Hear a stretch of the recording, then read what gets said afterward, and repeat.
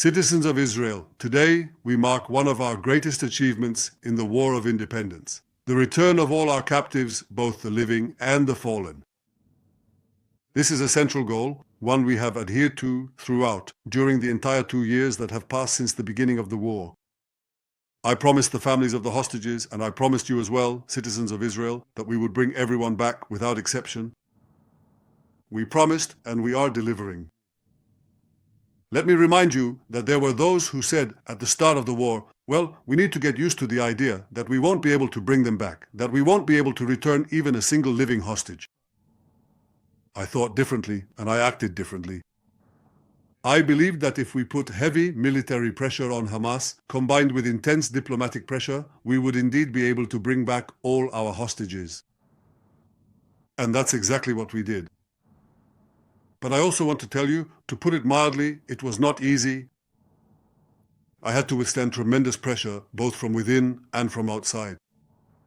Pressure not to enter Rafah, pressure not to seize the Philadelphi Corridor, pressure not to act in other arenas, pressure to stop the war and withdraw from the Strip, while Hamas, Hezbollah, the Assad regime, and Iran were all at the height of their power.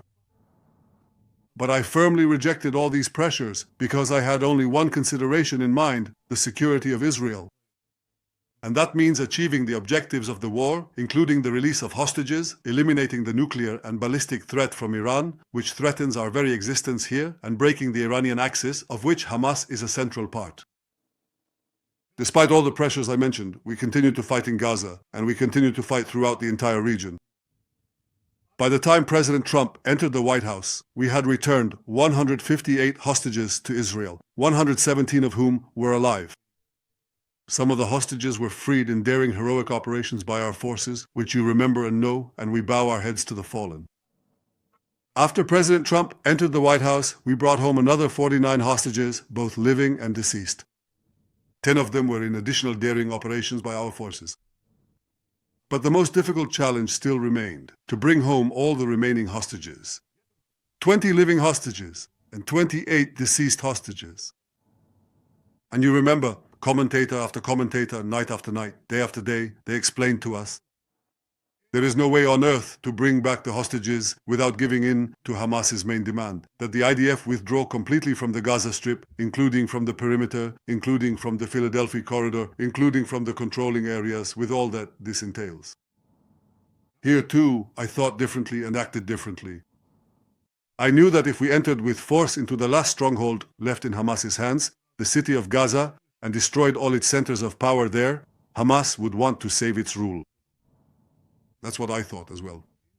That if we add to our massive military pressure, a massive diplomatic pressure from our great friend President Trump, this powerful combination will cause Hamas to return all our captives while the IDF remains deep inside the Strip and holds all its strategic points.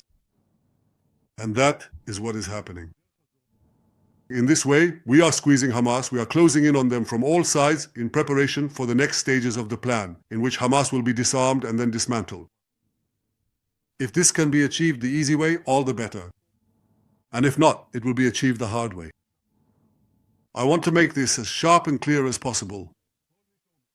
Anyone who says that this hostage deal was always on the table is simply not telling the truth. Hamas never agreed to release all our hostages while we remained. Hamas agreed to the deal only when it felt the sword at its neck, and it is still at its neck. Hamas agreed to the deal only after the Trump plan, which I agreed upon with the president in Washington, isolated it internationally in an unprecedented way. At the current stage of the plan, we are focused on freeing our hostages. And I must tell you that in my moving meetings with the families of the hostages over the past 2 years, both they and I have shed tears. It couldn't be any other way. The heart breaks, the heart goes out to them.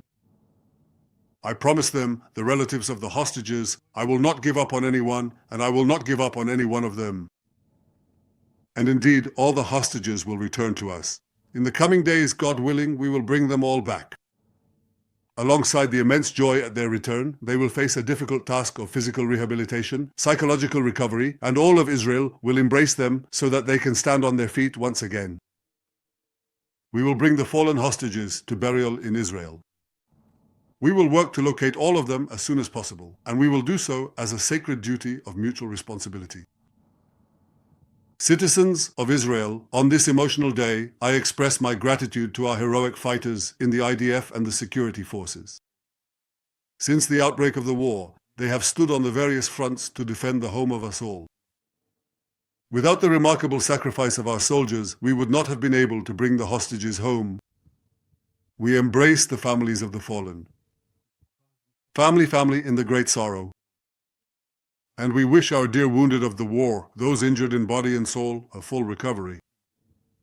I would like to thank President Trump for his global leadership and for his tireless efforts in formulating this plan to bring back our hostages. Here too, he once again demonstrated his great friendship to our people and our country. I thank President Trump's representatives, Steve Witkoff and Jared Kushner, who worked tirelessly to reach the agreement for the release of the hostages. And on our side, heartfelt thanks to the head of our negotiation team, Minister Dermer, and to the entire negotiation team. They did dedicated and creative work to bring us to this point. Citizens of Israel, 2 years ago, the holiday of Simchat Torah turned into a day of national mourning. May this Simchat Torah, with God's help, become a day of national joy, a joy for the return of all our kidnapped brothers and sisters. The name of the operation, Shavim Legvulam, is taken from the promise to our matriarch Rachel in the book of Jeremiah, and your children shall return to their own border. 2 years ago, we emerged from dire straits and fought back fiercely against our enemies.